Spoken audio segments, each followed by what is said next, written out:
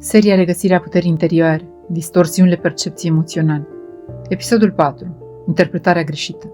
Când mintea spune povești care nu sunt adevărate. Oamenii nu se luptă cel mai mult cu realitatea. Se luptă cu interpretarea realității. Nu cu ceea ce se întâmplă, ci cu ceea ce cred că se întâmplă. Nu cu cuvintele spuse, ci cu sensurile ascunse pe care mintea le inventează. Nu cu gesturile celuilalt, ci cu ceea ce gândim că intenționează. Pentru că mintea nu descrie lume, mintea descrie frică. Interpretarea greșită apare când mintea nu mai știe să distingă între percepție și realitate.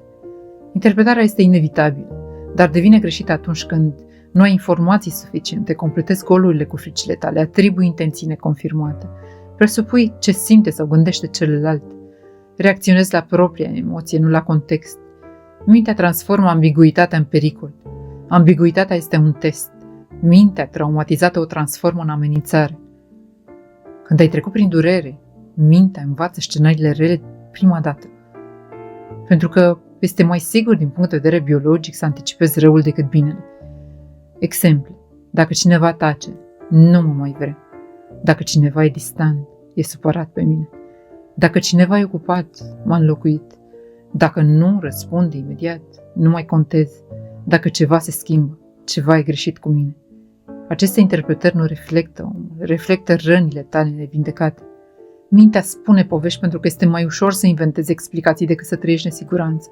Mintea nu suportă golul, nu suportă nu știu, nu suportă incertitudine și atunci inventează motive, justificări, supoziții, scenarii, posibile intenții, concluzii premature. Dar tot ce este inventat de frică este claritate falsă. Pare adevărat, simți că e adevărat, dar nu este. Cele mai frecvente interpretări greșite care ne rănesc fără motiv. Interpretarea respingerii. Nu mă vrea, când de fapt persoana este doar retrasă, obosită sau în propriile sale proces. Interpretarea dezinteresului.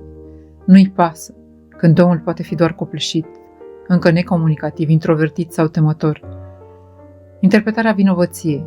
Eu am greșit cu ceva, când de fapt nimic nu are legătură cu tine. Interpretarea intenției negative. A zis asta ca să mă rănească, când poate nici nu a conștientizat impactul. Interpretarea abandonului. O să plece, când persoana are doar nevoie de spațiu. Interpretarea nu descrie realitatea, descrie rana din interior.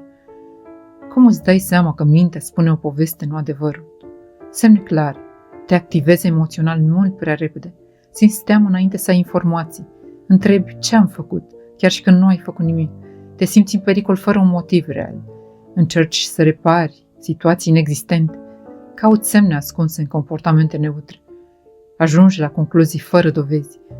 Interpretarea falsă este o reacție automată, nu un act de claritate. De ce mintea spune povești negative, nu pozitive? Pentru că în subconștient există convingeri formate prin experiență. Nu sunt suficient. Iubirea se pierde, oamenii pleacă. Dacă sunt vulnerabil, voi fi rănit. Dacă greșesc, nu mai merit iubire. Ce frumos dispare. Aceste convingeri au propria lor voce și mintea, ca să te protejeze, le ascultă. Dar ceea ce te protejează în copilărie te distruge la maturitate. Vindecarea începe când oprești povestea înainte să o crezi. Practica fundamentală. Este adevărul sau este o poveste a minții mele? Am dovezi sau am doar emoții? Ce a spus omul, nu ce am auzit eu prin rană? Este prezentul sau trecutul meu proiectat? Când pui aceste întrebări, povestea își pierde putere. Frica se micșorează, claritatea revine. Mintea nu mai creează realitatea. Realitatea o luminează pe ea.